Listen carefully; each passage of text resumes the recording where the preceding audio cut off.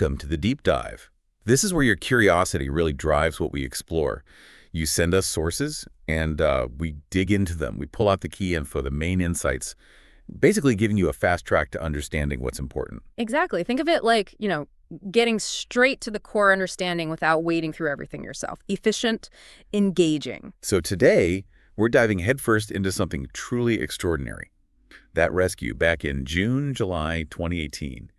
The Wild Boars football team trapped in the Tham Luang cave in Thailand. Mm-hmm.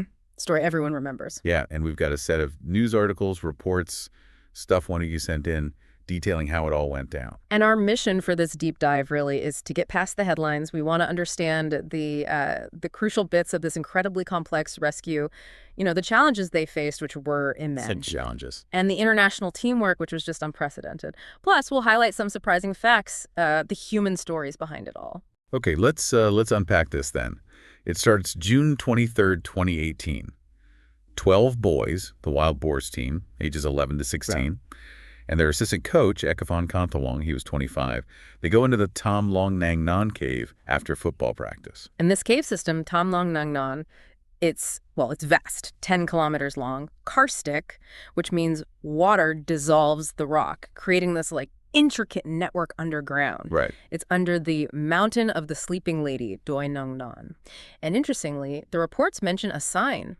A clear warning sign. Advising against entry during the rainy season, July to November. Exactly. But they went in June, just before the monsoon really hit hard. And that's the key. Heavy rain starts pretty much right after they go in. Flash flooding. Yeah, flash floods. The water rises incredibly fast, blocks their way out. They end up trapped, about 4 kilometers deep? About 2.5 miles in, yeah. And just completely cut off. No communication possible for over a week. Imagine that. Over a week, no contact. It must have been agony for the parents, for everyone. The head coach, Noprat Kantawong, he gets alerted when parents start calling, frantic. He can't reach the assistant coach or the boys either. And there's this detail, isn't there? Coach Noprat eventually reaches one boy who hadn't gone to the cave. 13-year-old Songpan Kantawong. Right, and Songpan confirms, yes, the others went into Tham Luang. So the coach races there, finds bikes, bags left outside. And water seeping out. A really ominous sign. That's when he calls the authorities. So the search begins. Thai Navy SEALs lead the initial effort. But the conditions? Just brutal. Murky water, zero visibility, strong currents. One SEAL said you couldn't see anything, even with lights. And the rain just kept coming, making it worse, sometimes forcing them to stop the search. Yeah, just relentless. This is where a British caver comes in, Vernon Unsworth. Yeah. He knew the cave system well. Yeah. And he advised the Thai government, look, you need specialized help here. Contact the British Cave Rescue Council, the BCRC. And that was a critical piece of advice, wasn't it? Absolutely pivotal. It opened the floodgates, so to speak, for international help. UK divers from the BCRC, U.S. Air Force pararescuemen. Australians too, right? Federal police divers. Yep. And a team from China. It became this massive international effort, mobilizing really quickly, shows how these networks can work in a crisis. And then finally, after 9 agonizing days, July 2nd, the breakthrough. British divers John Valanthan and Rick Stanton, they find them, all 12 boys and the coach, alive. Incredible. 4 kilometers in, on a rock shelf, high ground, past a chamber called Pattaya Beach. And the way they found them, Valanthan was laying guideline, ran out of line, surfaced. And then smelled them. Before seeing or hearing them. Reportedly, yes. Yeah. Smelled them first. You just can't imagine the relief, the sheer disbelief after all that searching. Finding them alive was one thing, but getting them out, that was a whole different level of challenge. Oh, absolutely. They looked at multiple options, waiting out the monsoon for months. That seemed like a death sentence. Couldn't risk it. Trying to teach the boys cave diving? Kids, some maybe couldn't even swim well in those conditions. Extremely dangerous. What about drilling from the top of the mountain? They tried. The boys were maybe 800 to 1,000 meters below the summit. Engineers drilled over 100 shafts, apparently, yeah, but couldn't find a viable route down to them. Building an airline, a phone line, also just not feasible given the distance and complexity. And the conditions inside. We have to keep emphasizing this. Long, flooded sections, strong currents, zero visibility. And those tight spots. Passages as narrow as 38 by 72 centimeters. Barely shoulder width. Just unbelievable. Even for expert divers, the journey took hours. 6 hours in, fighting the current, 5 hours back out. And all the while, the environment itself was a threat. Rising water levels were a constant worry with the ongoing rain. They pumped out a massive amount of water, didn't they? Over 1 billion liters. 1 billion liters, yeah. Huge pumping operation. Tried diverting water flows, too, which, sometimes had knock-on effects on local farms, a delicate balance. And then the air quality. That became critical. By July 8th, yeah, oxygen levels in the chamber dropped to just 15%. Which is way below the normal 19.5 to 23.5% we need. Exactly. That low oxygen level really pushed the urgency. Time was running out fast. So weighing all the risks, they made the incredibly tough call. To dive him out. A huge high-stakes decision, especially since the boys had zero diving experience. And the core of that plan, which wasn't widely known at first, was to fully sedate them for the journey. That sedation strategy.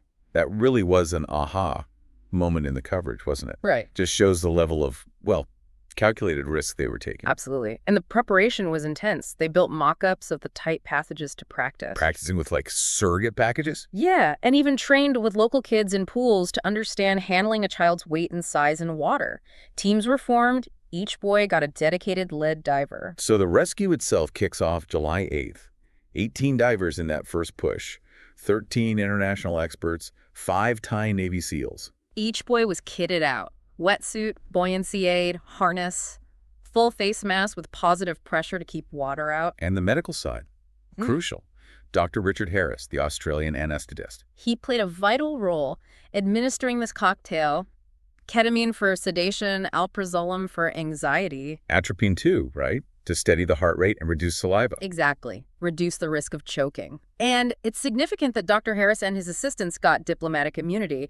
It just highlights the unprecedented nature and potential legal risks of what they were doing. So each boy had oxygen tanks attached, tethered to a diver, described as a package. A very delicate package. And the sedation wouldn't last the whole 3-hour underwater trip. So they needed top-ups, mid-journey. Yes. Divers trained by Dr. Harris administered more ketamine injections underwater during the transit. I mean, the pressure on those divers.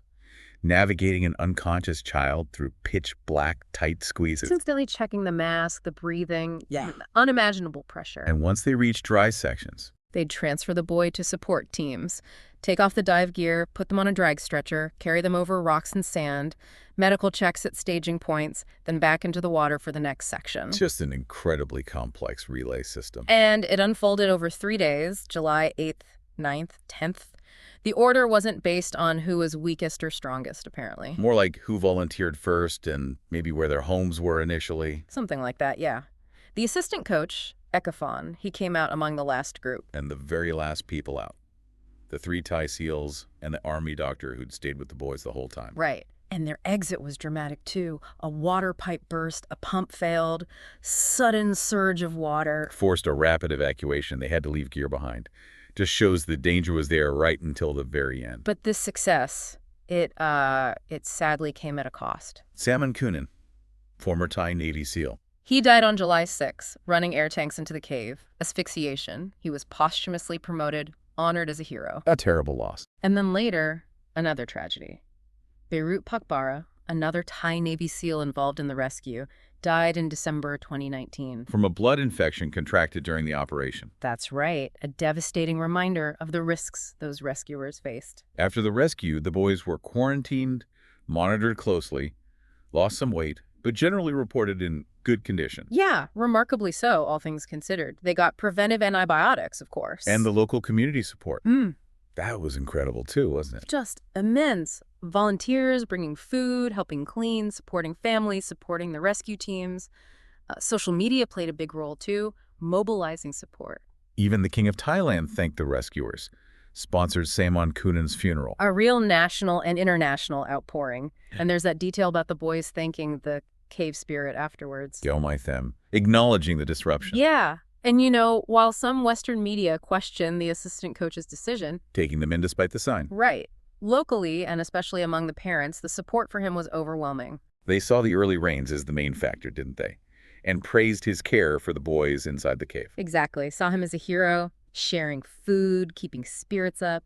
One father said they'd never blame him. Huge admiration. And finally, there's that other important human angle that came out afterwards. The statelessness issue. Right. The coach and 3 of the boys, stateless. Belonging to tribal groups in the Golden Triangle area, no formal citizenship. Which which had caused problems before, like traveling for football games. But after all the global attention from the rescue, Thai officials promised and then delivered. They were granted Thai citizenship in September 2018, a really positive outcome from all the focus. So wrapping up this deep dive, what are the big takeaways? We've seen the team's resilience, just incredible. The rescuers' bravery, their ingenuity. That sedation plan is just one example. The power of international collaboration, too, people coming together from all over. Definitely. But also the human cost. The loss of Saman Kunan and Beirut Pakbara, and that last-minute scare with the water surge. It really hits home how dangerous it was.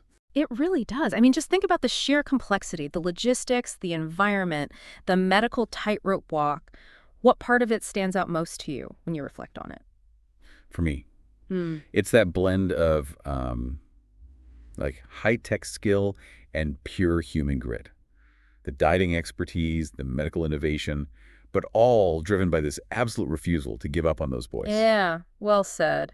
And it leaves you wondering, doesn't it? Beyond the technical stuff, the inspiring spirit. Yeah. What does this tell us about, how connected we are, how far we'll go to help each other against impossible odds? That's a good point. And were there other challenges, maybe less obvious ones, in managing such a huge global operation? Something for you, the listener, to maybe think about further.